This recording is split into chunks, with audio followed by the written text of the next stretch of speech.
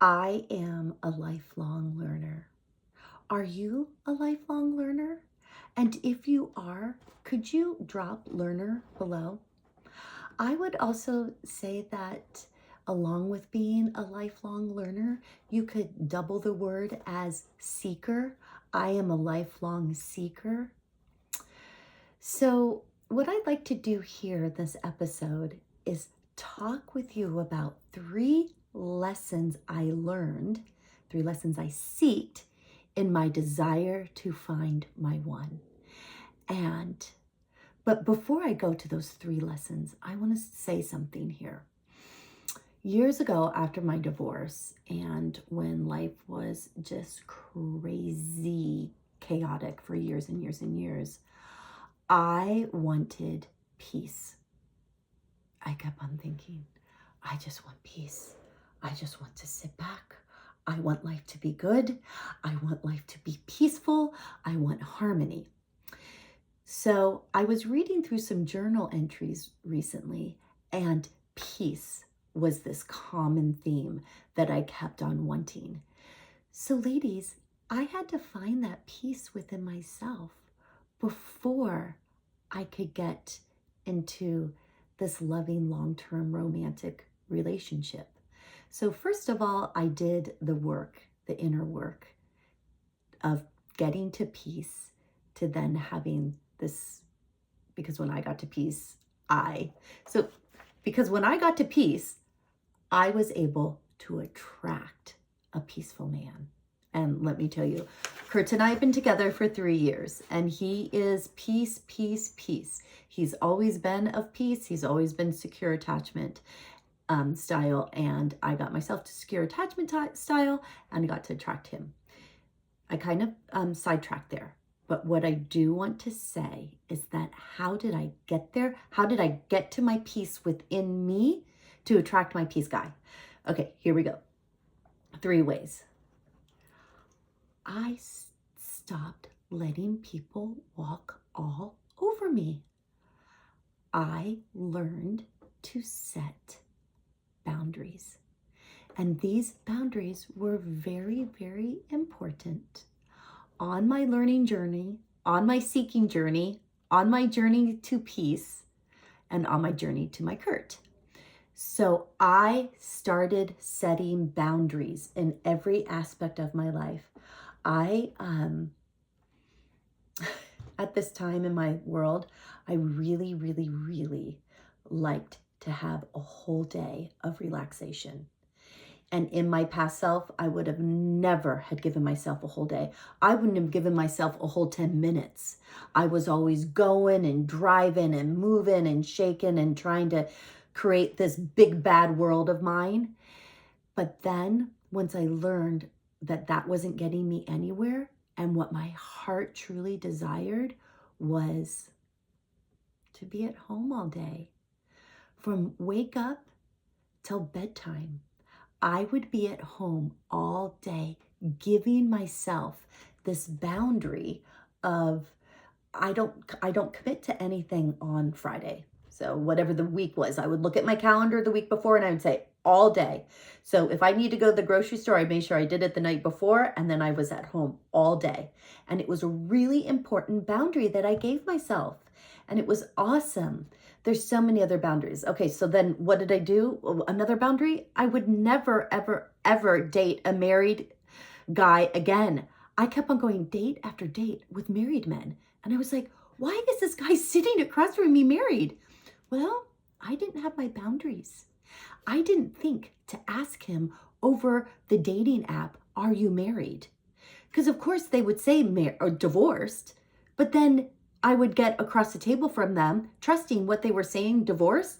Oh no, actually, I'm still in the separation process, and I will be divorced in September. I'm like, excuse me? You're going to be divorced in 7 months from now? Oh my goodness. So I had to set that boundary in dating. Okay, so there was a self boundary, and then there's a dating boundary. Girls, I cannot even recommend it enough. Please, please ask men over the dating app, or if you're texting him by now, if you've gone from dating app to text and you're getting ready, this is what I did with Kurt. We were getting ready for our date, and I knew it was going to happen like the next day. And I was like, oh my gosh, that's right. I haven't asked him yet. I haven't asked him the most important question. How long has he been married? Or I'm sorry, how long have you been divorced? So I said over the text, I was like, oh my gosh, I'm so glad I remembered this before I got in person with him tomorrow. So I sent him a text saying, how long have you been divorced? And he came back with 5 years. And I almost fell off my chair. I had not met a guy yet who had been divorced for 5 years. So I was so happy to hear the divorce for 5 years. So anyways, that number one, I'm just going to repeat that. Don't let people walk all over you, and set boundaries. Set boundaries. That's number one. Number two, I had to learn to be kind to myself through affirmations. How did I do this? Well, Louise Hay is a very, very, very, very good affirmation person. She was teaching people how to do affirmations into her 80s. So if Louise Hay, please look her up on YouTube. She was remarkable. And she was one of the women that really helped me with my affirmations. Affirmations so simple as, I am loved. I am adored. I am kind. I am helpful. I am a loving child of God. So I had to do all these affirmations. I will tell you, I didn't believe those things. I didn't know those things about myself in my 50s. I did not know that I was that. And I had to talk myself into, that's what affirmation is. Talk yourself into this person that you are, because you're all loving children of God. God created us, made us beautiful, made us who we are. And what we have to do, especially after we've been broken down in past relationships, is build ourselves back up with affirmations. So that's how I did it. I had my affirmations. I had all the affirmations that I told to myself constantly. And as Louise Hay says, is like, look in the mirror, go into your bathroom mirror. And as you're putting on your makeup or something, say to yourself, I am loving, I am kind, I am wonderful. The things that you need to say to rebuild your soul so that you can attract that lovely man who also has a rebuilt soul and who is sure of himself. Okay, number 3, trust that there are good men out there. This I cannot say enough to my clients.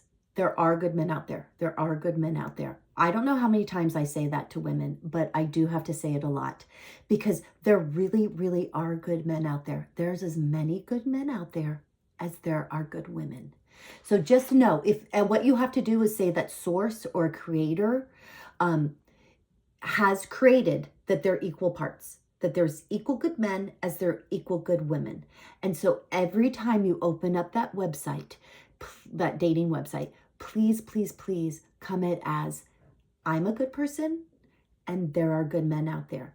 Just as much as I am good, they are good. I am good, they are good. There is goodness out there. Please, please, please come at your dating sites that there are good guys out there, because we know every trap that women fall into, and that is that they're always saying there's no good guys out there. There are good guys out there. There are, I promise you. One of the things that I say to my women is, pretend like you're at the ocean. So you're on the sandy beach side and you are just standing there and the ocean is out there. All this beautiful water, beautiful ocean water. Take a deep breath, look out into that ocean water and say, as long and as far as this ocean goes is as long as and far as there are good men out there. It's deep. as deep as that ocean is as deep as there's good men out there. Because if you come at it that way, I promise you, that good guy will come to you. Yes, he will. Okay, below, drop. What are you seeking? If I was to do this when I was seeking and learning from YouTubers, I would have dropped in the comment of peace. I was seeking peace. And then once I got my peace, it got me to my beautiful man. So go ahead and say what you're seeking. Maybe you already have that peace. Maybe you already have harmony and love and grandchildren and children, and life is just perfect, except you need your man. So just say, man, my man, the man that is going to share my life with me, because companionship is a really, really, really, really good thing, especially in your 50s, 60s, and 70s and 80s. It's really fun to share your life with someone. So I hope that you can find your guy.